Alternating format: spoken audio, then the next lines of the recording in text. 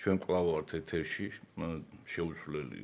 უცვლელი შემადგენლობით გურამ ნიკოლაშვილი, ჩვენი ექსპერტი, ისტორიკოსი, ზაზა შათირიშვილი, ფილოსოფოსი და ფილოლოგი, მე ვარ ვაკა გორგილაძე, სოციოლოგი, ჩვენ დღეს ვიხილავთ ისევ ამ მოვლენებს, დიდ მოვლენებს, რომელიც დასასრულს მივახლოვდა, თუ ვითარდება, თუ განვითარების სხვა სტადიაში გადის, ამაზეც ვისაუბრებთ, მაგრამ რისი თქმა მინდა, იმის რომ კაცობრიობის სხვადასხვა მონაკვეთებში, განსაკუთრებით მაშინ, როდესაც არის კატასტროფების პერიოდში, ასე ვთქვათ, ყოველთვის ჩნდება ხოლმე აი მწერლობაში, ხო, დიდი მწერალი, ან კარგი მწერალი, რომელიც უძღვნის აი ამ კატასტროფას უკვდავ რომანს. აი მაგალითად იაროსლავ ჰაშეკი, ხო? აი ყოჩაღიშვილის გადასავალი, იქ არის აღწერილი პირველი მსოფლიო ომის ეს ტრაგიკომედია, ხო?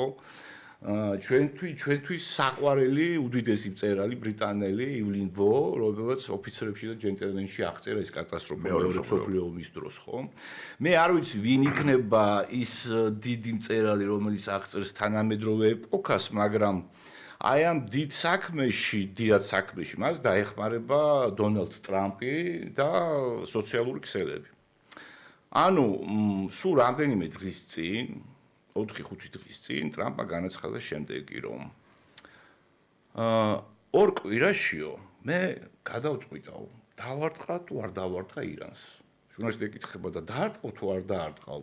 ეს არავინ არ იცის. ეს არც თქვენ იცით და არავის ეცოდინება.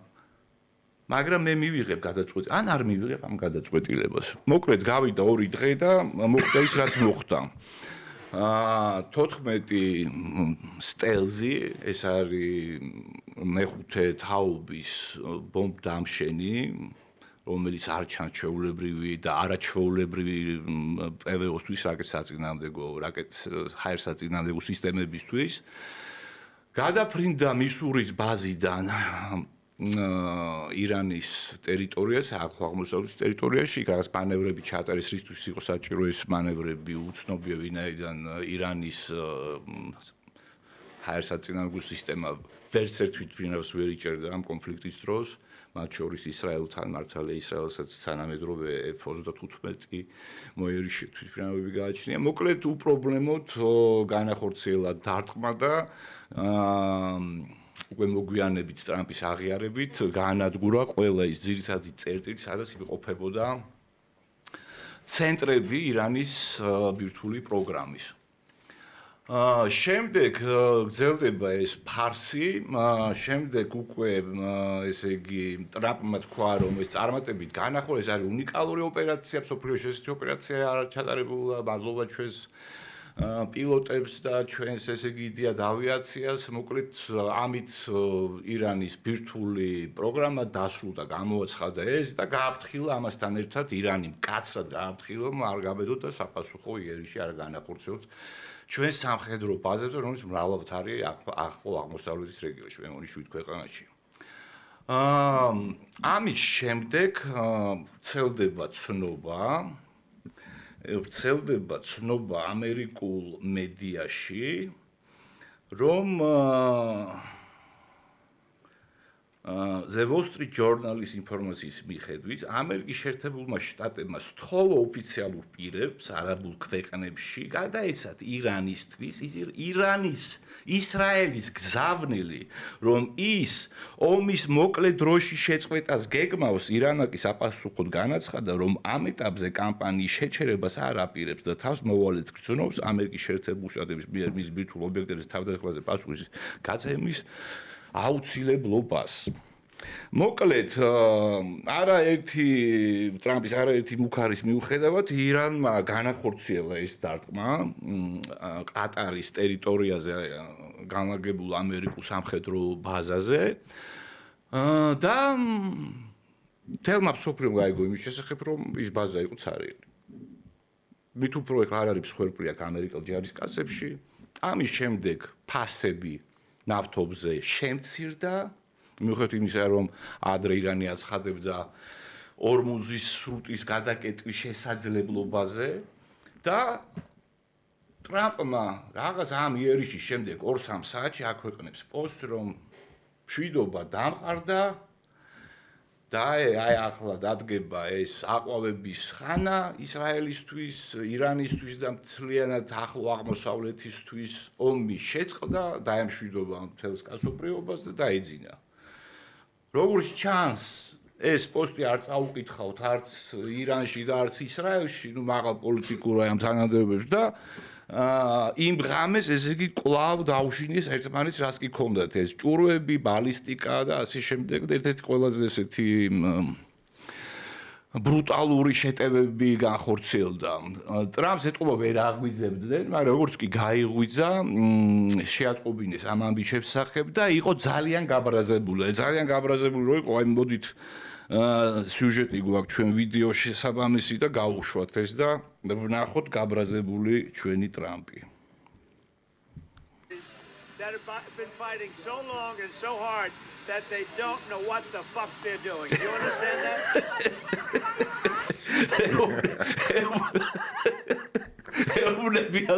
აესო ერთმანეთსო მოკლედ არ არის ცეცხლის შეწყვეტა არ არის რა ის ლაპარაკობ. ეს მაგმა დაალახროსო უპასუხო. ხო და ჩვენ ქართულად ეხლა ჩვენ ხო კორექტული მედია საშუალება ვართ.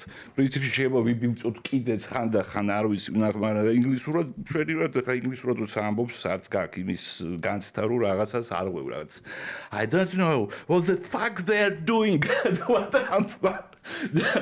და ამის შემდეგ უნდა ითქვას სიმართლე, ტრამპმა ორივე გააკრიტიკა, ორივე მხარე, ისრაელის და ირანის. ისრაელს დაემუქრა კიდეც, რომ ის გაშვებული რო გაქვე ეს მოერიშები, იქნებ დაიბრუნო უკან, ნეთანიახუ ბუნებრივია, ნეთანიახუ დაეთანხმა ამაში და მოკლედ, ნუ აი დღესდღეობით გვაქვს ის, რომ არის მართლაც ეს რეჟიმი ცეცხლის შეწყვეტის და ჯერჯერობით ეს ორმხრივი რა შეტევები გაჩერებულია. მაგრამ მოდით ეხლა გავუშვათ CNN-ის მეორე სიუჟეტი. We have major breaking news into CNN. 3 sources tell CNN that according to an early US მოკლედ იქ თავში შეგიძლია წაიკითხოთ, რომ ისრაელის ეს პროგრამა კი არ განადგურდაო, უბრალოდ დროში დაიწია უკან ირანის და ეს ინფორმაცია ამ CNN-ს და სხვა მედია საშუალებებს, რაც მთავარია დემოკრატიულ მედია საშუალებებს, აღარ მინდა ეს ვიდეო შეწყვიტეთ, უკვე გასაგებია რომ ჩვენ არ ვიტყუებით და ეს არის ფეიკი. და ეს იქნება ყურსასმენი გამო, კი ბატონო, მადლობთ. მოკლედ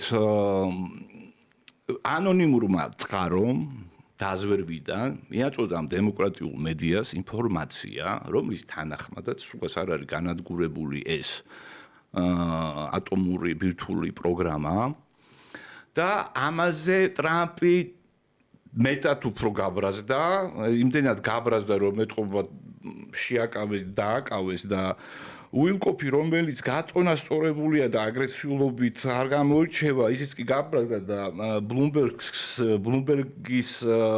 ბლუმბერგის თანახმად ამერიკის შეერთებული შტატების სპეციალური წარმომადგენელი ახლო აღმოსავლეთის საკითხებში ვიტკოფი სადაზვერვო ანგარიშის გაჟონვის შესახებ, რომელიც ირანის ბირთვულ ობიექტებზე თავდასხმას ეხება, შემდეგი განაცხადა, ვინც ეს ინფორმაცია გამოიტანა, მან ღალატი ჩაიდინა და უნდა დაისაჯოს, უნდა გამოიძიოს ეს საქმე და ასე შემდეგ. მე აქვე ვარავს გამოვთქვა, რომ ცოტა ხანში ალბათ თუცი გაბარდი დაემშვიდობება თავის თანამდებობას, მით უფრო ის ადრესს ეჭვის ქვეშ აყენებდა მიზან შეწონილობა საერთოდ ამ იერიშის და საერთოდ ეჭვის ქვეშ აყენებდა ბირთვული პროგრამის განვითარებას აი მიმართულებით ბირთვული იარაღის შექმნისაკენ, ანუ არც ერთი დაზვერვა არ ადასტურებდა ამ ინფორმაციას. შემდეგ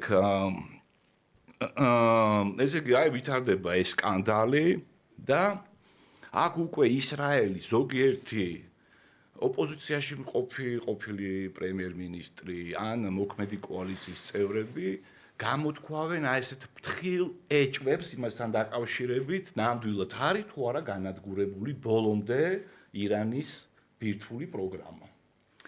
აქ უკვე მაგას წევრებშიც ისმის ეს სკეპსისი, სუფრო ხმამაღლა და აი როგორ ფიქრობთ, ვინ უგდებს ტრამპს მაშველ რგოლს?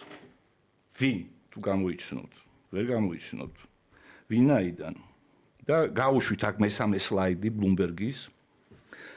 ბლუმბერგი აქვეყნებს განცხადებას. ირანი აცხადებს, რომ ბირთვული ობიექტები სერიოზულად დაზიანდა ამერიკის შეერთებული შტატების მიერ.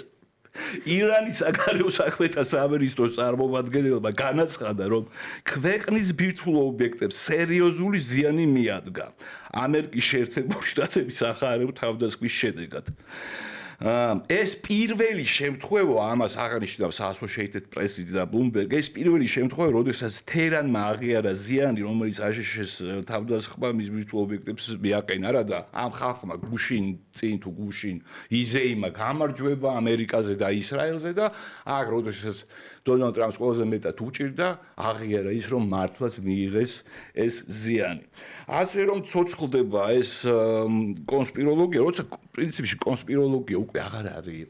როდესაც უკვე ცხადი ხდება ყველასათვის, რომ აქ დიდ რაღაცა დადგმებს და რაღაც დრამატურგიას ქონდა ადგილი, ეს აღარ არის კონსპიროლოგია, ეს არის ესეთი ბანალური მერკანტილური სინამდვილე. და მოდით ახლა ვისაუბროთ ამაზე, როგორ დამთავრდა ეს სად არის აქ შეთქმულება, იმიტომ რომ სხვათა შორის საინტერესო არის, რომ მთელ ამ პროცესში როგორც ჩანს, აქტიურ მონაწილეობას იღებდა რამდენიმე აქტორი. ბუნებრივია ამერიკის შეერთებული შტატები, მთავარი, ვის წერდა ამ პიესას. ბუნებრივია ეს არის რუსეთი, ვინაიდან წინა დღეს ირანის საგარეო საქმეთა მინისტრი იყო ჩასული პუტინთან და იქ მოლაპარაკებებს ჰქონდა ადგილი. ბუნებრივია, რომ ერთ-ერთი მთავარი აქტორი არის ყატარი, რომლის ტერიტორიაზეც მოხდა და ეს არ არის შემთხვევითი, რომ ყატარის ზოგიერთი იმასაც წერს, რომ ყატარმა თვითონ შესთავაზა ეს სცენარი. ყატარი არის მცირე ქვეყანა, მაგრამ ერთ-ერთი ყველაზე მდიდარი ქვეყანაში და მსოფლიოში და ერთ-ერთი ყველაზე გავლენიანი. საკმარისია მხოლოდ იმის თქმა, რომ ალ-ჯაზირა არის ყატარის და ყატარს აქვს სხვა აქტივები. ის ხშირად აწარმოებს შუამავლობას მოლაპარაკებს და აწყობს ამ მოლაპარაკებებს, მაგალითად ხშირად ეს ტყვეების გასვლა უკრაინაში ხდება ყატარის მეშვეობით. ნუ იქ კადიროვის კავშირებია და მუსლიმების დიდი ნაწილი სწორედ ამის გამო იცვლება და რაც დიდ უკმაყოფილებას იწვევს რუსეთში სხვათა შორის. კიდევ ერთი მომენტი, რაზეც მინდა გავამახვილოთ ყურადღება, სიმბოლოებსაც აქვს დიდი მნიშვნელობა. განსაკუთრებით, როდესაც ვსაუბრობთ ამ საიდუმლო ომებზე. ეს თავდასხმა ირანზე მოხდა 22 ივნის 3 საათზე და რაღაცა წუთებზე. პრაქტიკულად იმავე დღეს, წუთი, საათში, როდესაც მოხდა რა ქვია, რეიხის თავდასხმა საბჭოთა კავშირზე. მე არ მგონია, რომ ეს იყოს შემთხვევითი და ერთ-ორ რუს ექსპერტში ამოვიკითხე ის, რომ მათი ინტერპრეტაცია, ეს ინტერპრეტაცია შემდეგნაირია, რომ ეს გარკვეული მესიჯი იყო რუსეთისთვისაც. ვინაიდან ირანი ჩვენ ვიცით ფორმალურადაც წარმოადგენს და ფაქტიურადაც წარმოადგენს რუსეთის მოკავშირეს. ეს ამნიშნელოვანია მთელ ამ ამბებში. მაგრამ მე მაქვს ესეთი კითხვა. როცა ჰეგემონს სჭირდება აი მსგავსი დადგმების გაკეთება, რომ მე ხა მოველაპარაკები ირანს, ირანმა გაიტანოს აი ამ ობიექტებიდან ეს გამდიდრებული ურანი, შემდეგ დავარტყმევინებ ყატარზე, სადაც არ იქნება არც ერთი თვითმფრინავი და არც ერთი ჯარისკაცი და შემდეგ გამოვაცხადებინებ მშვიდობას. ანუ როდესაც ძალის პროექცირება შეგიძლია, მაგრამ შენ არა იმდენად ძლიერი ხარ, რომ არ გჭირდებოდეს მსგავსი დრამების და მსგავსი, ესე იგი, დრამატფაბულების გაწერა, ეს ალბათ ირიბად იმასაც ნიშნავს, რომ ეს ჰეგემონი თქვა ჰეგემონიც აღარ არის, ხო? გურამ, რა სიტყვა? არა, ჰეგემონი მაინც ჰეგემონია, თუ კი ამას შეუძლია მსგავსი სცენარის დადგმა, ეს სცენარი უნდა ესმოდეს. ანუ ჰეგემონი უნდა იყოს კრეატიული. აუცილებლად თანამედროვე პირობებში, როდესაც დონალდ ტრამპის პირველი კადენციისას ეს იყო წელი, როცა ოქსფორდის ლექსიკონმა თავის შემადგენლობაში შეიტანა სიტყვა პოსტსიმართლე, ამით იყო აღნიშნული და დღევანდელი ფარსის სამყარო, რომელიც ძირითადად განაპირობა მედიურობამ. მედია განზომილებამდე ეგრეთ წოდებულმა ტოტალურმა დემოკრატიამ, რომელსაც ყველა ადამიანი აქცია არა მარტო რაღაც საკვების, არამედ ინფორმაციის მომხმარებლადაც, მის მერე შემქმნელად, გამავრცელებლად და ისინი აქცია ამგვარ ესე ვთქვათ, ანტიკური ხანის დემოკრატიული პერსონაჟიდან თანამედროვე ეს მულტიმედიურ სუბიექტებად. ამ ხალხს ჭირდება შესაბამისი დრამატურგია და სწორედ ამიტომ ერთი ჰეგემონი რა თქმა უნდა არის კრეატიული, ჰეგემონს აქვს დაფარული დღის წესრიგი, ეს უნდა ვიცოდეთ, ის რასაც ხედავს ადამიანი პირდაპირ, რაც ეხლა შენ პრაქტიკულად მოყევი დაიჯესტი მსოფლიო მედიის რა როგორ განვითარდა დროში და ის თეთრი ძაფები, რომელიც მიუთითებს, რომ აქ ყველაფერი ეს ბუნებრივად ესე ვერ მოხდებოდა, ხო? და მეორე ჭირდება ჰეგემონს კრეატიულობა ისე რომ ეს ყველაფერი არ არის წინასწარ დაწერილი და ესე ვთქვათ, შემდეგ დადგმული მართლა სპექტაკლებით, რომელიც 1000 გვარ რეპეტიციას გაზდის. არა, ეს იწყება რაღაცა პროცესი, არის უფრო ჭადრაკის თამაშივით, უბრალოდ ჩვენ უნდა იცოდე, რომ ყოველ შესაძლო სვლას შემდეგ რა განვითარებას მოუძებნი, მაგრამ ბოლოს პარტია თავდება რაღაცა კონკრეტული კონფიგურაციით და ჩვენ ეს ვიხილეთ შესრულებით. შესაბამისად, როდესაც ჩვენ ვხედავთ თეთრ ძაფებს, როდესაც ჩვენ გვიჩნდება ეჭვი, რომ ეს არის ფარსი, ესე იგი გვაფიქრებს, რომ კი მაგრამ რა არის დაფარული დღის წესრიგი. მე აღარ შევეხები ჩვენ ამ დღეს ამ კვირაში კვირის მანძილზე ვლაპარაკობდით აი ამაზე, რომ როგორ მიაყენეს 16 სატვირთო, როგორ დიდი ალბათობით გაიტანეს ურანი, რომ არსებობს რუსული ობიექტები ირანში, რომ რუსეთი იყო ჩართული.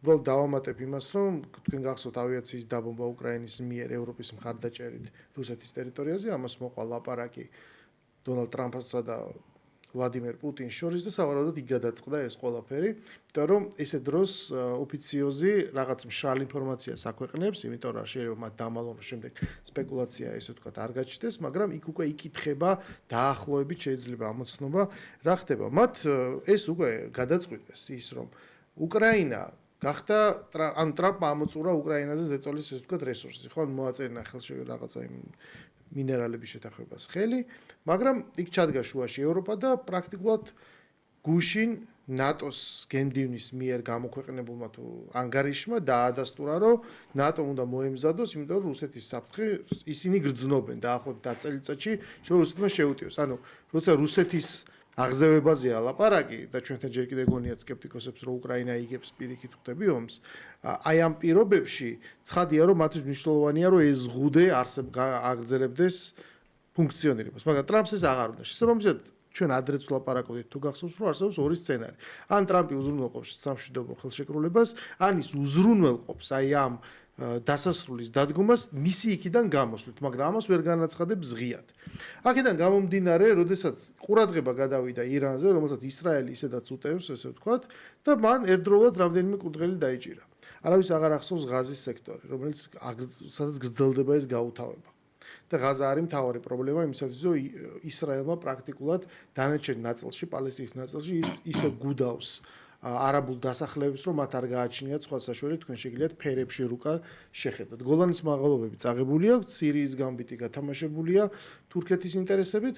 პრაქტიკულად რუსეთი, რომლის სასიცოცხლო ინტერესია, რომ ეს ესე ვთქვათ, დიდი რუსკი მիր, რასაც ქვია ის ბელორუსის, უკრაინის და რუსეთის კავშირი, ესე ვთქვათ, აღორძინოს, ეს არის მის სასიცოცხლო ინტერესი და თავის სხვადასხვა აქტივებს, რომელიც უფრო მოშორებით ქონდა, ამას წარმატებით ვაჭრობს და ცვლის. ეს აღარ არის საბჭოთა კავშირი, რომელსაც შეუძლია რომ მართლა ნახევარ პლანეტაზე ქონდეს გავლენა, ხო? მას ეხა სხვა რიგის ამოცანები აქვს გადასაჭრელი და შესაბამისად ის ამას ახორციელებს. იგივე ეგზისტენციალური ჩვენ ყველაზე წარმატებული მაგალითი ეს არის აზერბაიჯანი, რომელიც გადაჭრა და დაასრულა ყარაბაღის საკითხი. ისრაელი, რომელსაც ასევე აქვს აწრეულების მანძილზე მოუარებელი საკითხი, ის ებრაული პერსპექტივიდან ესე ვთქვათ, ხა პალესტინელებს რო კითხო ეს პირიქით არის. და რა ისრაელმა შენი აზრით მოგვაგვარა პრობლემა? ისრაელი ამისკენ მიდის, ხვდები? ამიტომ იმ პირობებში, როდესაც უფრო და უფრო მზარდია კრიტიკა, ანუ ნეთანიაჰუ არის ჰააგის სასამართლოში, ასევე ვლადიმერ პუტინივით ბრალდებული, ხო? აი ამ პირობებში ჰაგას თავიდანები შიგნით არის ბრალდები. შიგნით პრობლემა, შიგნით ყველას პრობლემა აქვს, ხო ხტები? პუტინს არ აქვს შიგნით პრობლემა. ტრამპსაც შიგნით პრობლემა. შიგნით ეხა მან ბევრი გააკეთა იმისთვის, რომ ეგეთი პრობლემა შიგნით არ მე რას ვამბობ, ნახე. დავამთავრებ ეხლა ვაკა, ანუ მათ ყურადღება გადაიტანეს სხვაგან, რა გაათამაშეს რაღაც აქტივები, ტრამპს ჭირდებოდა ერთის მხრივ რაღაცა ხარკის გადახდაც, სახის შენარჩუნებაც, ესე ვთქვათ, დრამატურგია გათამაშდა, მაგრამ საკითხავია ეს არის თუ არა საკმარისი. სწორედ ამიტომ რომ შეიძლება საკმარისი არ იყოს, გაჩნდა ინფორმაცია, რომ იცი მე მგონი არც არაფერი არ დაზიანდა. ვინ შეამოწმებს ახლა იმას? ხო ხტები, ისიც მართალია, რომ იცი, რომ დაზიანები დაზიანდა, მაგრამ ვინ დათვლის პროცენტულობას, ვინ დათვლის რა დრო ჭირდება? დღეს გროსმაც თქვა. ფაქტია, რომ არავის არ თქვა, რომ აღდგენადი რომ არ არის, ეს არავის არ უთქვამს, ხო? შემდეგ ბუნებრივია რომ მთელ ამ კრიზისულ ორ კვირაში პასიური იყო, აიათოლამ წინ ისიც გამოთქვა პრეტენზია რომ არასაკმარისი ყურადღება მიიღო რუსეთისგან, პასიური იყო ჩინეთი. ვინ მიუგდებს ახლა ირანს ესე საჯიჯგნად, აი სამეზობლოს ხელში. ხო, ამიტომ შესაბამისად ეს პრეტენზია არსებობდა, რომელიც მართლა გადასულია რაღაცა ზღვარს მიღმა, ხო, იმიტომ რომ არსებობს თავი არგუმენტი. შენ კონსტიტუციაში გიწერია, რომელიღაც სახელმწიფოზე უბრალოდ არ უნდა არსებობდეს. ხო, ეს კარგი საბაბი იყო. და ეს დიდი ხნის განმავლობაში დაგროვილი რაღაცა ბოლი რაღაც მომენტში გამოვიდა, თუმცა მე მგონია, რომ ეს ყველაფერი გაკეთდა იმისთვის, რომ საბოლოო ჯამში ისრაელმა გააგრძელოს ის პოლიტიკა, რასაც ღაზას უპირებს, ხოლო რუსეთმა უკრაინაში. კარგი, ეხლა ნახე, ძალიან ბევრი რა პრინციპში, ну ვთქვათ, არაჯანსაღი ნაწილის დიდი უმრავლესობას მიაჩნდა, რომ ამერიკა ამ დარტყმების შემდეგ ჩაერთვებოდა ფართომასშტაბიან ომში და ირანს გაანადგურებდნენ. მას შემდეგ, რაც იყო დამუქრება ორმუზის სრუტესთან დაკავშირებით, მას შემდეგ, რაც ირანმა განახორციელა ერთ-ერთი ყველაზე მძლავრი შეტევა ისრაელის ტერიტორიაზე და ცხადი გახდა, რომ აქ როდესაც საუბარი არის მასშტაბებზე ქვეყნის, ხო? ირანი, რომელიც იქ 15-ჯერ აღემატება ისრაელს და მოსახლეობით 10-ჯერ აღემატება, ხო? ეს ბალისტიკო იქ ბირთვული იარაღის გარეშე შეიძლება თავისუფლად ისრაელის განადგურება. ისრაელის ამას აცნობიერებდა და ამიტომაც არც ამერიკელებს და ისრაელს არ განუხორციელებია შეტევა სტრატეგიულ ინფრასტრუქტურაზე ირანის. ეს არის პორტები, ეს არის ნავთობგადამამუშავებელი და ტერმინალები და ასე შემდეგ და ასე შემდეგ.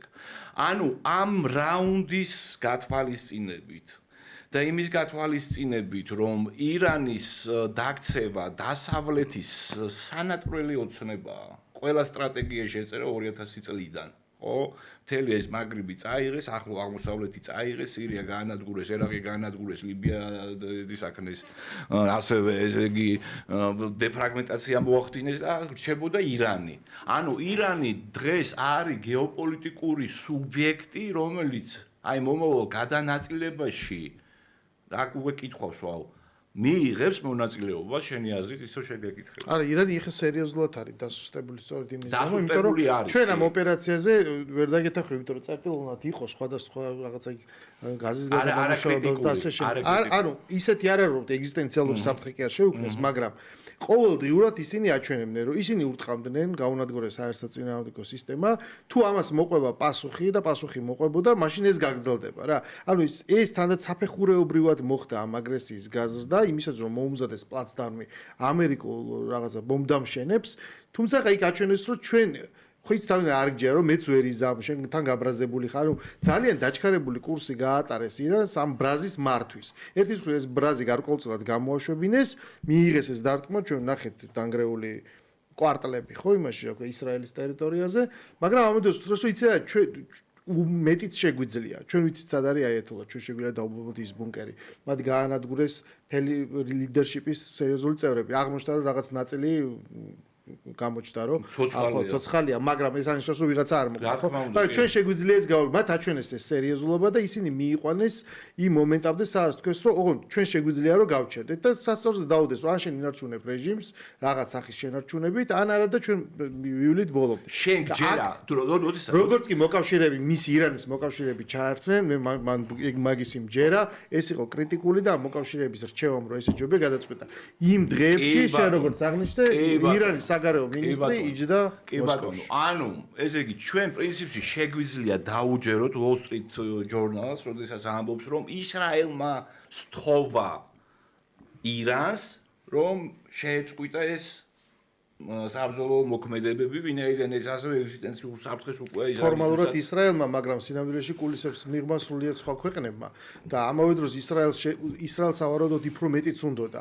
უბრალოდ აქ ტრამპმა იხეირა თავისი დომინანტით და გააკეთა იმ დოზით და იმ ფორმით, რომელსაც ანუ კმაყოფილი ერთის მხრივ არავინ არ არის, მაგრამ საბოლოო ჯამში პროცესი მიდის, ესე ვთქვათ, იმ აქტივების პოლიტიკური დივიდენდების შენარჩუნების თვალსაზრისით, რაც მოთამაშეებს გააჩნიათ და მოთამაშეები აქ არიან ზემოთ ჩამოთვლილი ქვეყნები. ხო, ხშირად, როდესაც ტრამპი ლაპარაკობს, საერთოდ არაცნობიერის ნაკადივით არის, ვერაფერს ვერ გაიგებ ხოლმე, მაგრამ ერთი ძალიან მნიშვნელოვანის გაეპარა. როდესაც ჩინეთს მიმართა, მას შემდეგ რაც ეს გამოაცხადა შეთანხმების შესახებ და ფაქტობრივად ეს დღესაც მოქმედებს, ჩინეთს მიმართა და თქვა, რომ შეგიძლიათ იყიდოთ ირანისგან ნავთობი. ანუ შეგიძლია გააკეთო ის, რასაც ადრე აკეთებდი. ეს ძირითადად ადასტურებს ამ ვერსიას, კი ბატონო, რომ ის ჩართვა არ იყო აქტიური, მაგრამ რაღაც გარკვეულწილად შედიოდა ფაზაში, კრიტიკულ ფაზაში, რომელსაც უკვე სხვა პროცესს მივიღებდით. ზაზე რას ფიქრობ შენ ამ ყველაფერთან ერთად? შენი ფილოსოფიური ხედვა და ფილოლოგიური ტრამპის ჰერმენევტიკის. ეს ყველაფერი მეტნაკლებად ასეა, თუ ამას განვიხილავთ სახელმწიფოებრივი დონიდან, მაგრამ არსებობს კიდე უფრო ქვედა დონე, ან ზედა გაჩნია რომ კონსპიროლოგიური. ანუ თუ ამას შევხედავთ ტრანსნაციონალებისა და ანუ სხვანაირად გლობალისტების, ტრანსნაციონალებისა და ნაციონალების, ესე ვთქვათ, დაპირისპირებას, მაშინ შეიძლება ვივარაუდოთ, იმიტომ რომ კონსპიროლოგიის შემთხვევაში ნაციონალებმა იმარჯვეს. არა, ხო, იმარჯვეს და ტრანსნაციონალების თამაში სადაც ისრაელს სერიოზული როლი ჰქონდა და შეასრულა კიდეც მან ეს როლი. მაგრამ თავარი რაღაც არ მოხდა. რადგანაც ახლა ტრანსნაციონალებს არ აქვს კარგი თამაში და არ აქვს კარგი პოზიციები, გამომდინარე იმიდან, რაც მოხდა შარშან, ხო? ძალიან დიდი მარცხი იწვნიეს, ერთ-ერთი დიდი მარცხი იყო ტრამპის გამარჯვება, ყველაფერთან ერთად ის რომ ფიცო არ დაიღუპა, ტრამპი არ დაიღუპა, ძალიან დიდი ძალები დაიხარჯა და აღმოჩნდა საბოლოოდ მოხდა ისე რომ აი გაიმარჯვა ტრამპმა, მოვიდა ტრამპი, ну ყველაზე დიდი მარცხი რა თქმა უნდა იყო ტრანსნაციონალების ის რომ რუსეთი იმარჯვებს უკრაინაში ამ სანქციებმა არ გაამართლა ეს იყო ყველაზე დიდი მარცხი, რასაც ტრიგერი აღმოჩნდა, რასაც მოყვა დანარჩენი ეს ყველაფერი. აქედან გამომდინარე, რა სტრატეგია არსებობს? სტრატეგია არის ერთადერთი ქაოსი. ქაოსი როგორ შეიძლება მოხდეს? ომის პროვოცირება. და აი სწორედ ეს არ განხორციელდა.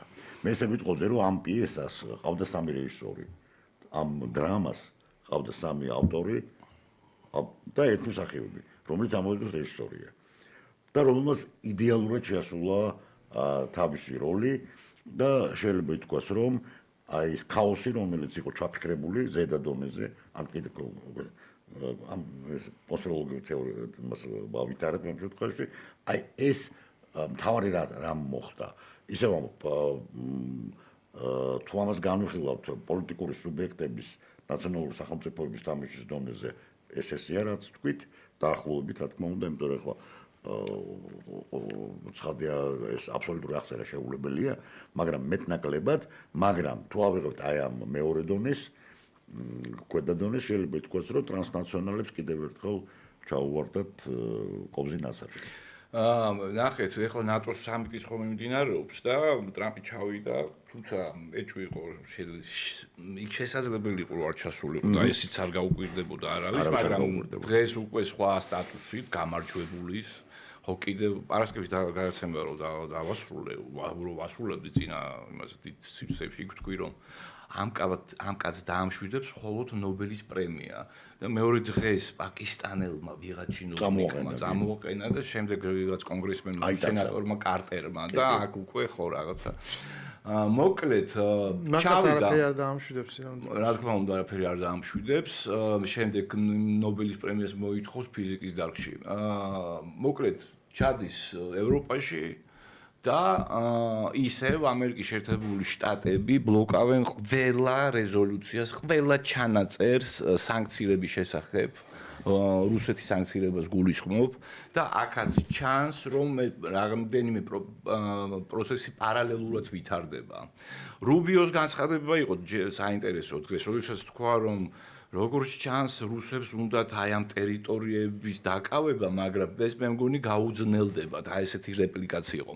ანუ არის აშკარად არის მოლაპარაკება ალბათ timeline-ზე, ანუ რაღაც დედლაინი არსებობს, რაღაც დედლაინში ის ტერიტორიები, რომელიც ამ კონსტიტუციის თანახმად, რუსეთის კონსტიტუციის თანახმად არის შესული, უნდა განახორციელოს ამ ტერიტორიების დაკავება და ხოლო ამის მერე ალბათ დაიწყება აქტიური მოლაპარაკებების პროცესი.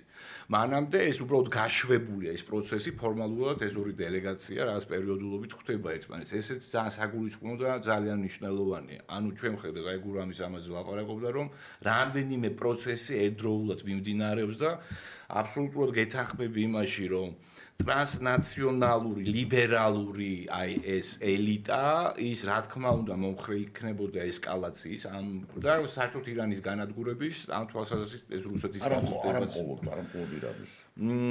მხოლოდ ირანის ბუნებრივია მაგრამ მივიღეთ ის რაც მივიღეთ და ეხლა მითხარი შენ თქვი რამდენიმე აქტორი არის და ერთი არის რეჟისორის და მსახიობის ეს ალბათ არის დონალდ ტრამპი შემდეგ ჩვენ გვაქვს თქვი მე ესე იგი ყატარი ძალიან აქტიურია საუდის არაბეთი ბუნებრივია ისრაელი მაგრამ ჩვენ ვერ ხედავთ ევროპას ჩვენ ვერ ხედავთ ევროკავშირს ჩვენ ხედავთ რომ ევროკავშირს არანაირი მონაწილეობა არ მეუღია არც ტრამპის გადაწყვეტილებაში აი ამ დაბომბვასთან დაკავშირებით არც ამ სამშვიდობო შეთანხმებას ანუ ევროკავშირს ისევ გამოვლინდა ის რომ ის მოწყვლადი სუბიექტია რომელსაც არანაირი ბერკეტი არ აქვს იმაზე რომ მოაქცინოს რას გავლენა მე ვერ ვიტყოდი ეგრე იმიტომ რომ ჩემი აზრით მთელი ახლა რასაც ჩვენ აღვწერეთ დრამატურგია ეს ყველაფერი მიმართული იყო სწორედ ევროკავშირის წინააღმდეგ თქვენ შენ იცი რომ ძალიან დიდი κρიტიკა მოყვა იმას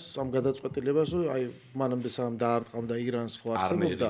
ხო არა, ამერიკაში არსებობდა, რომ რასისულერია სადმიდის მისი მაგა ფუნდამენტური მხარდაჭერები ამას გადაუხლებდა, ამას მოყვა საუზმე აუმხედრდნენ. ამას მოყვა საუზმე თეთრ სახლში სტივ ბენონთან, სადაც ილაპარაკეს და სადაც ეს პრაქტიკულად ისე ვიძახი, რომ ეს დაარტყმა იყო ეს კოსმეტიკური მნიშვნელობის, რაღაც რა თქმა უნდა დაზიანდა ყველაფერი მოხდა, მაგრამ ორშაბათს ვთქვით, რომ გადაცემა რომელიც ჰქონდა, რომ ეს არის არა ესკალაციის შემდეგი ნაბიჯი, ეს არის პირიქით ექსიტის გამოსვლის სტრატეგია და ეს ამ მხრივ გადადგმული ნაბიჯი. ეს იყო დაარტყმა სინამდვილეში ევროკავშირის დღის წესრიგზე, იმიტომ რომ მათ სურთ ყურადღება იყოს სხვაგან გადატანილი, ხო? მეორეს მხრივ არსებობს რამდენიმე წამოწეული სპიკერია, ერთი არის რუტე, ანუ ნატოს გემდივანი, რომელიც ლაპარაკობს ხარჯების ზრდაზე, ცხადია, მაგრამ ამ ხარჯების ზრდაზე იმიტომ ლაპარაკობს, რომ აჩვენოს, რომ თავარი რომ შენ იყო ჩვენი გლობალისტური პროექტის მონაწილე. ეს არის რაღაცა მლიქვნელი ტრამპის დიდი რამბებით ახსელი ადამიანი, რომელსაც ცდილობს შეინარჩუნოს ტრამპი. ხა ტრამპი ამის ჩიტი არ არის და მას ხდება. იმიტომ რომ მისი აი ეს თავარი საბაისო დასაყრდენი იძახის, რომ ჩვენი თავარი მოწინააღმდეგე ეს არის აი ეს გლობალისტური ძალები, რაც ამერიკულ ენაზე ქვია deep state და სავსე არის ეს ჩვენთან ნაწილი ამორჩევლისთვის იქცა ეს რაღაც კომიკურ ფრაზას და არ ესმის ჩინაარსი, მაგრამ ვინც ადევნებს თვალყურს საერთაშორისო მედიას, მათ იციან ეს რას ნიშნავს ამერიკულ კონტექსტში და როგორი გააფთრებული ბრძოლა მიმდინარეობს ამის ესე ვთქვათ წინააღმდეგ, ხო? ამ შემთხვევაში მე ისიც არ მგონია რომ ესე მარეტულსი გაბარდმა თანამდებობა დაკარგოს, იმიტომ რომ იმან თქვა ეს არის რეალობა. უბრალოდ ამას პოლიტიკურად არავის არ აწყობდა. ამის თქმა, იმიტომ რომ მნიშვნელოვანი იყო ეს ოპერაცია რა. წლის განმავლობაში თავისუფლად შეება მალე. ხო, მაგრამ ეს აი ხა არ არის მნიშვნელოვანი. თავარი ის არის რომ ევროკავშირი არის აქტიური და ის არაპირებს, ანუ ცენტრით ლონდონში ჩაბუდებული, ესე ვთქვათ, რაღაცა საერთაშორისო აქტორები, აი ამ აწლეულების მანძილზე შექმნილი ქსელი, სადაც მნიშვნელოვნად გამოიყენებოდა ფარული თანხები, USAID-ის თანხები, ეხლა სხვა ის სტარმერიც არის იგივე შარში გახოლ, იმიტომ რომ რაღაც თანხებზე არის ლაპარაკი, რომლითაც აი ეს პროექტი რბილი ძალა ფინანსდებოდა იმისათვის, ფარულად ყოფილიყო სხვადასხვა თის წესრიგები ამოქმედებული ოპოზიციური ხო მაგრამ ამაში დიდი კონტრიბუციის დიდი ნაწილი იყო ამერიკის ხო ამერიკაში ეხლა ეს კონტროლი გადავიდა სხვა ხელში მაგრამ ქსელი დარჩენილია გესმის და რასთავარი ეს ქსელი რჩება ანუ ფული აღარ არის იმდენი მაგრამ ქსელი არსებობს ეს ქსელი ცდილობს თავის დაცვას ეხლა შეხედე ეხლა წარმოიდგინე ისეთი შთაბეჭდილება თითქოს ესე იგი იმპერია აღარ არსებობს მაგრამ მიექვსი ისევ და შევხედოთ ინსტრუქციებს რა დონის მსგავსება არის გარდა იმისა რომ აი ეს ჩვენთან რო არის აკაცუკთა საერთაშორისო მოძრაობა აი რუსთაველზე ჩვენ ხედავთ ქართველი მაყურებელი ხედავს რუსთაველის ვერსიას მაგრამ ყველა ქალაქში აბსოლუტურად იდენტურად ხდება აი მე გეტყვით ძალიან ირონიულ დამთხევას როცა დამთხევებზე ვლაპარაკობთ ჩვენ გვახსოვს შარშან ესეთი ამბავი რომ პრემიერ-მინისტრმა ირაკლი კობახიძემ თქვა რომ როგორ ელაპარაკა ერთ-ერთ ევროპელ ჩინოვანს შემდეგ აღმოჩნდა რომ ეს იყო ოლივერ ვარჰეი რომელმაც გააფრთხილა რომ ხო ნახე რა მოვიდა ფიცოს და აი ამას იწევს რადიკალიზაცია ხო მაშინ ეს თქო მუქარის კონტექსტში ვარჰეიმ შემდეგ ახსნა რომ მე ეს უბრალოდ აღწერე რომ ეს თირამე ხდება და მე ფიცოს მაგალითი ასეულს ფიცოს აღმოჩნდა რომ ვინ არის ვიტულა თუ რაღაც გვარის ადამიანი რომელიც არის პროფესიით პოეტი და ამ თანდათანობით როგორც ჩვენ ყავს ერთი პოეტი ასევე მუშაობდა შეთავსებით რაღაც ტექნიკურ სამუშაოზე ხო ზუსტად იგივე რაღაცა ჩაიდინა ჩვენმა პოეტმა როცა ზვიად რატიანმა გავრცელდა ეს ვიდეოები ეს დემონსტრაციულად იქ არის ყარანაირი ჯიკაობა და არაფერი ანუ ეს არის აქტი ანუ აი ეს დამთხევა ნიშნავს რომ აბსოლუტურად ერთნაირი არის როდესაც ერთი ქმედება მეორე მესამე მეორდება ეს არის განწყობა ეს არის დაკვეთა პირდაპირ მაგრამ ეს რატო გავიხსენე ეს მაგალითი ნახე აი ხა რაკი შენ გაიხსენე ეს მაგალითი მოდი ახლა ჩვენს მეტყრულ ქვეყანასაც მიუძღვნათ ეს ერთი ორი სიტყვა და ჩვენს და დავასრულებ აი ამ ფრაზას აი მე დაამთავრებ ჯერ კითხვა დავამთავრებ ბედოულად ესე იგი ოპოზიციაზე ვთქვათ ეხლა დღეს არის უნიკალური ვითარება აბსოლუტურად მინიმუმ 6 თვის განმავლობაში ოპოზიცია არ არის ესე იგი პოლიტიკურ ავანსცენაზე ნუ მთავარი ეს აქტორები ლიდერები და ასე შემდეგ ცხადია რომ ეს არის უნიკალური მოვლენა სხვათა შორის მე მაინტერესებს აი ხა მოსახლეობის ზოგადად აი ფსიქიური განწყობაც როგორ აისახება მე მაქვს იმედი რომ პოზიტიურად აისახება ხო იმიტომ რომ ნუ ეს მოლაპარაკე თავები რომ ისინი არ არიან ძირითადი აქტორები და ტრანსლატორები ამ სიძულვილის მაგრამ მაინც ხო და მეორეც ეს არის პრობლემა ვინაიდან ცხადია რომ ეს ხალხი არის მარგინალური მაგრამ ნუ ჩვენ ხავს როგორც სტალინს აქ ნათქვამი ხო у нас других писателей нет. ჩვენ სხვა ოპოზიცია არ გაგვაჩნია.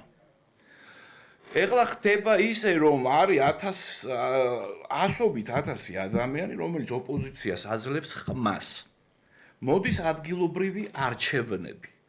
აი რა პროცესმა ესე იგი ეს ეგრეთ წოდებული ლიდერები არ არიან ალბათ სავარაუდოდ ვერც მიიღებენ მონაწილეობას ამ საარჩევნო კამპანიის დროს და რა საარჩევნო კამპანიას და რა პოლიტიკურ დიზაინს ვიღებთ ჩვენ აი ამ 6 თვის განმავლობაში წეღანდელი ამბავი დავამთავრო თავარი ბრალეულობა აი ამ თუნდაც იგივე ბატონი არა მარტო ზვიად რატიანის არამედ ნებისმიერ ყველა დაკავებულს ქცევაში ეკისრება დასავლეთს, იმიტომ რომ ის ვინც ჩვენ უნდა გვასწავლდეს, რომ კანონი, თანასწორობა და სამართლიანობა ევროპის ყველა დედაქალაქში არის ერთნაირი და არ შეიძლება იყოს რაღაც ნეოკოლონიალისტური მიდგომა, რომ აქ სხვანაირია და ბრიუსელში სხვანაირია, ვინც ამას პირველი უნდა იძახდეს, ეს არის ნომერი 1 ევროპელი ჩვენ ქვეყანაში შეიძლება სიმბოლურად იყოს ევროკავშირის ელჩი. ამ შემთხვევაში პაվել ჰერჩინსკი, ხო? ზუსტად ის იქცევა ამის საპირისპიროდ ის დგას იმ ხარეს რომელიც კანონის გერმანიის ელჩი ეგრე არის ან სხვა ელჩები ეგრე ხო კი ბატონო რა თქმა უნდა არა ბალტიისპირელები და ასე შემდეგ ხო ბევრი არის ხოლმე ისეთი მომისმინე ის ძალიან მნიშვნელოვანია რომ აი ეს ადამიანი მე ვიღებთ რეზოლუციებს და ამ ხარდაჭერის რის თქმა უნდა ნახე ამ საგარეო ხარდაჭერის გარეშე ეს საქეზებული და წახალისებული ფორმა არ იარსებდა რაზეც შენ ახლა კითხვა დასვი რა შეეხება იმას რა მოხდა ერთი წუთით არა ერთი ის მინდა ეხლა დავამატო. ცხადია, რომ აი ეს რატიანის მოქმედება და ყველა მანამდე ის ჩადენილი უმსგავსობა და ის რასაც ჩვენ მომავალში კიდე მე არანაირი ილუზია არ მაქვს, რომ ისად გაჩერდება. ცხადია, რომ პროვოცირება მათ შორის ამ უტვინო, ესე იგი ოპოზიციონერების, ლიდერების აი ამ მოქმედებებზე, აქ ხო შემთხვევითი არ არის, ანუ ჯერ ნახე, ჯერ შენ არ აღიარებ არჩევნებს, როცა ფაქტობრივი ობიექტური არანაირი საფუძველი არ გაქვს.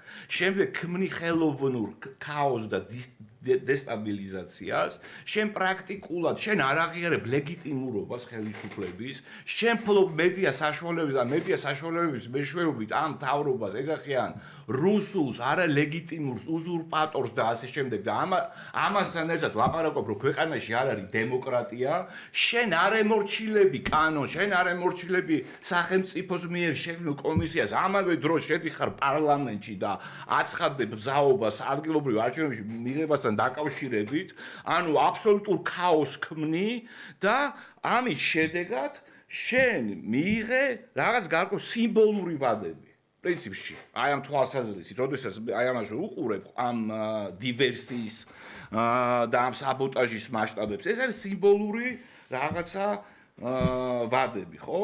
მაგრამ და ვიცი ჩვენ რომ რა თქმა უნდა ეს ყველაფერი ინსპირირებულია დასავლეთის გარკვეული წრეების. ჩვენ მთლიანად ხო ორბანზე ხარ ვისაუბრებთ ამაზე ამ ფიცოზე, სხვათა შორის ეს ორივეც არ დაუჭირა მხარი რუსეთის წინააღმდეგ დაწესებულ სანქციებს და ცხადია ეს მიიღეს ტრამპისგან. ეს ბრძანება, იმიტომ რომ პუტინთან კი ქონდა ნორმალური, მაგრამ მანამდე ყველა 17 სანქციას უერთდებოდა ეს ორი ქვეყანა. ეხლა არ შეუერთდა.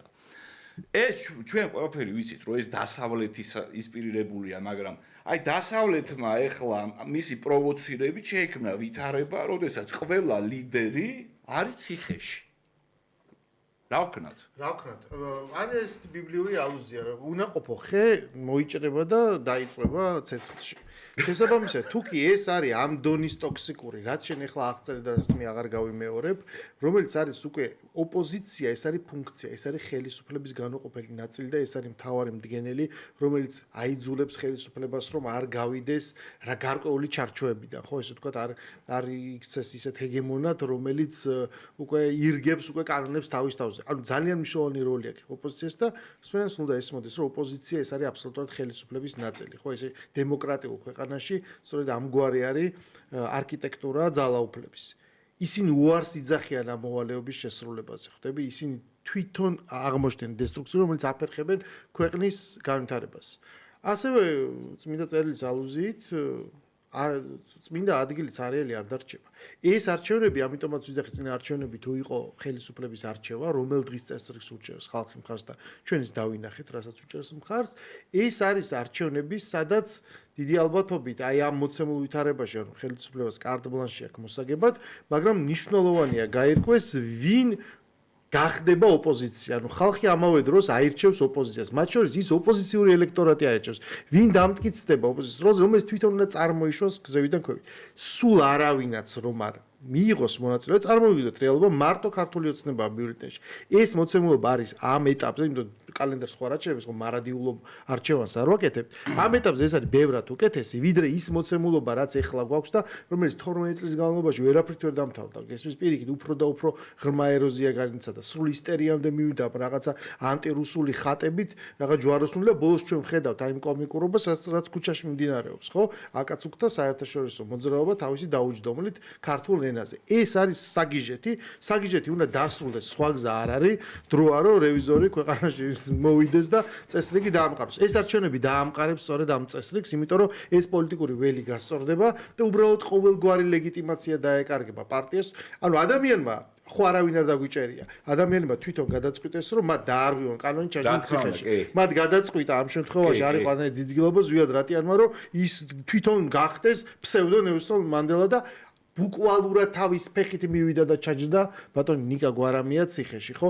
ეს იმიტომ რომ შეიქმნას ეს, ანუ თვითვიქტიმიზაციით, შანტაჟი, ეს არის манипуляციის ძალიან ნაცადი ხერხი, ოჯახური ძალადობის ძალიან დიდი წილი, სწორედ ერთ-ერთი შემადგენელი ფაქტორი, სწორედ ეს არის და ეს სადღაც უნდა დასრულდეს რაღაცა, რა ქვია, იმას განრიდებით, პოლიტიკური ველიდან და პროცესიდან განრიდება, ეს არის ერთადერთი სწორი რეცეპტი შექმნილ სიტუაციაში. ისე ოჯახის ძალადობასთან შედარება ძალიან მეწონას სხვათა შორის. კი ბატონო. კი, ამგვარ манипуляციას მიმართავს უამრავი ადამიანი. ძალზე რა სიტყვი შენ ამ ყველაფერთან დაკავშირებით? როდესაც ვაპარაკობთ აი deep state-ზე, ტრანსნაციონალურ და ნაციონალების დაპირისპირებაზე, ვთქვათ, რომ ამ ტრანსნაციონალებს ყველა ქვეყანაში აქვს თავიანთი სახე. ამერიკაში ეს არის deep state-ი. ბრიტანეთში შეიძლება ვთქვათ, რომ ყველაზე ზედა გამოხატულება არის Mi-6, რომელიც არის აი კონცენტრირებული რომელიც არის იმპერია უკვე აღარ არის, მაგრამ არსებობს მისი აი ვარსკვლავი აღარ არის, ცნობილი ანალოგი არის გამონაშუქი. ეხლა შეიძლება შუქი არ არის პირდაპირ მნიშვნელობით, მაგრამ აი მისი გამონაშუქი. საქართველოში ტრანსნაციონალების გამოხატულება არის რაც ხდება რუსთაველზე. ანუ შეიძლება ითქვას, რომ ყველა ქვეყანა იმსახურებს ისეთ deep state-ს, როგორც მას აქვს, ან ტრანსნაციონალს და ჩვენ მიმსახურებთ გვარამიებს და ლომჯარიებს. პროდიუსერს გთხოვ ლაშა ნაცვლიშვილის პოსტი, რომელიც ერთი დღის წინ გამოქვეყნდა და იხსენებს ასეთ სატირიკოს, მე მახსოვს ხოთაშორი, მე გუნი შენს გახსოვს. კოკლუშკინი ძალიან სასაცილო ტიპაჟი, სასაცილო ხმის ტემბრით, ძალიან ესეთი მართლაც კვიანი სატირიკოსი, ბევრი აპორისტული რა ძალიან დიდი შეტყობა. ძალიან დიდი და მე პერეფრას იხსენებს ამ კოკლუშკინის მიერ, ნუ ეხა ყველას ხსმენია თეთრები იწყებენ და იგებენ და კოკლუშკინის ქონდა ამის პერიფრაზი თეთრები იწყებენ და აღმოჩნდებიან ემიგრაციაში. Белые начинают, оказываются в эмиграции. აი ესეც გაითვალისწინონ და საერთოდ გაითვალისწინონ ერთი რამ, როდესაც ხდება და ამიტომაც უცოდინარობა ქმნის ამ პრობლემას. როდესაც ხდება დიდი მძლავრი გეოპოლიტიკური ძვრები, ეს ძვრები გადადის მათ შორის ქვეყნებს, შიგნით აისახება, განსაკუთრებით მცირე ქვეყნებისთვის ეს არის სახიფათო. და როდესაც შენ აღმოჩნდები ბნელი ისტორიის მხარეს და იმოქმედებ შენი ქვეყნის საწინააღმდეგოდ, შენ მოგიწევს შემდეგ არჩევანის გაკეთება, ან მოგიწევს ამ ქვეყნის დატოვება, ან ყოფნა შიდა ემიგრაციაში. სხვა უფრო მძიმე რაღაცებზე თქმა არ მინდა ასოციალიზაციაზე და ასე შემდეგ და ასე შემდეგ. მოკლედ აი ესეც რომ გაითვალისწინონ ბატონებმა განსაკუთრებით მათ მიმართავ ვინც ბრმა იარაღად იქცა და თან ყველა სახიფათო არის როცა ბრმა იარაღი ხარ უტვინო ესე იგი ადამიანის ხელში. აი ეს არის განსაკუთრებით სახიფათო. მოკლედ ძვირფასო მეგობრებო, ამით გემშვიდობებით, ჩვენ სტუმრებს რა თქმა უნდა ვეუბნებით ძალიან დიდ მადლობას, თქვენ კი გემშვიდობებით პარასკევამდე, დიდ სივრცებამდე, ჩვენ კი კვლავ შევხვდებით ერთი კვირის შემდეგ. კარგი ბრძანებებით.